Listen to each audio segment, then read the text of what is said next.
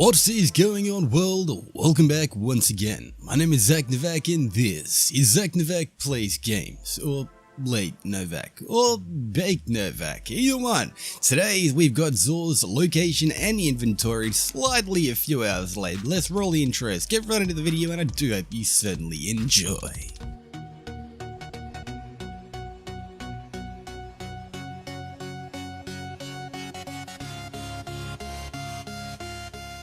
Alrighty, getting straight into the video. Good old XUR'S Location and Inventory. He is chilling on IO this week at Giant Scar. Once you spawn in, jump on your sparrow, head in this direction, and you should find the tentacled bastard chilling in this cave.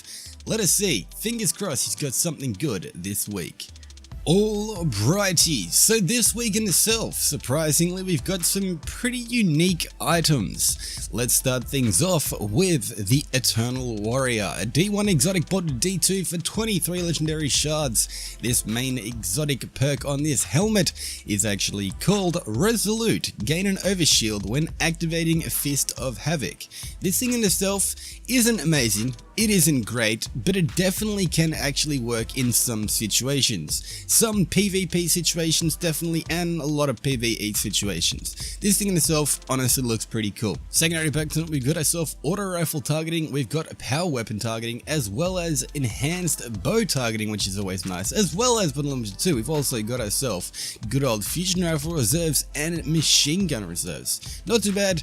This thing in itself honestly does look pretty freaking cool, and honestly with the actual, ornament on it, it looks even cooler. I will say this thing in itself is very aesthetically pleasing, but definitely not an OP or very over average exotic. This thing in itself sits in a good place. 23 legendary shards, pick it up if you have not got it for your Titan. But moving on, next up we've got ourselves the Aeon Swift for the Hunter or Huntress. 23 legendary shards for this exotic you can actually get by completing the campaign, but in itself it definitely isn't amazing.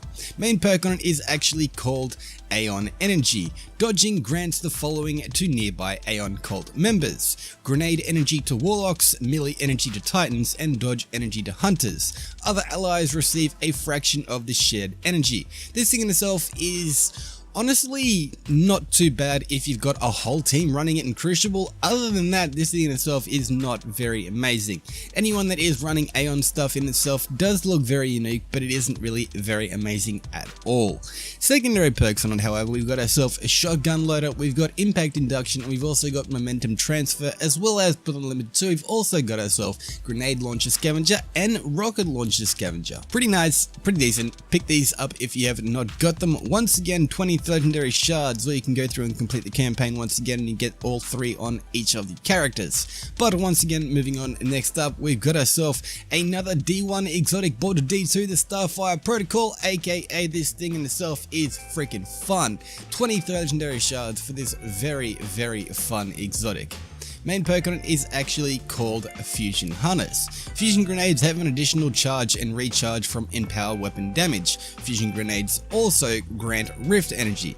This thing in itself in Crucible, if you are using it in some ways, it is honestly really beastly. In Crucible in itself, it does actually come in handy from time to time in quite a different amount of situations. This thing in itself is honestly pretty nice. Secondary perks on it, we've got ourselves unflinching hand cannon aim, unflinching sidearm aim, as well as unflinching machine gun aim. As well as in number 2, we've also got ourselves good old pulse rifle reserves and sidearm reserves. Pretty nice, pretty decent. These things can kind of go hand in hand if you do want to run it like that.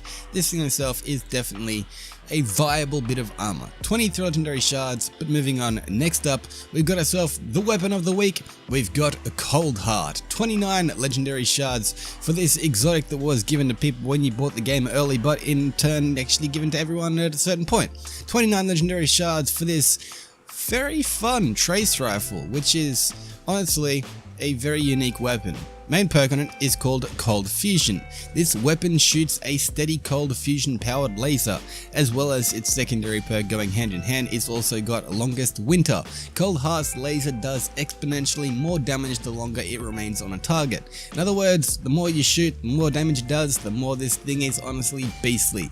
This honestly looks really freaking cool. It is honestly one of the cooler kind of weapons in the game, being a trace rifle. There's not very many of them. This thing is honestly pretty basically. Pick it up if you've not got it, 29 legendary shards, but moving on, next up. We've got ourselves the consumables, the 5 of Swords challenge card for your Nightfalls, to pretty much tailor-made your Nightfalls. If you want to make them more challenging, you can actually add challenging modifiers to your already challenging Nightfall to make it more challenging with those challenging modifiers. This in itself allows you to get more challenging points, challenging enemies, and a larger amount of score. In other words, you also get a better loot. This thing in itself is honestly pretty nice, pretty beastly, and honestly, it's fun. You can tailor-made your Nightfalls. This is cool. Next up, we're not actually talking about the invitations because, well, I've still got the same one. Let's go on with the Isochronal Engram, aka the Fated Engram. 97 legendary shards for this Fated Engram exotic that will decrypt into an exotic that you don't actually own unless you own all the exotics from the actual collection.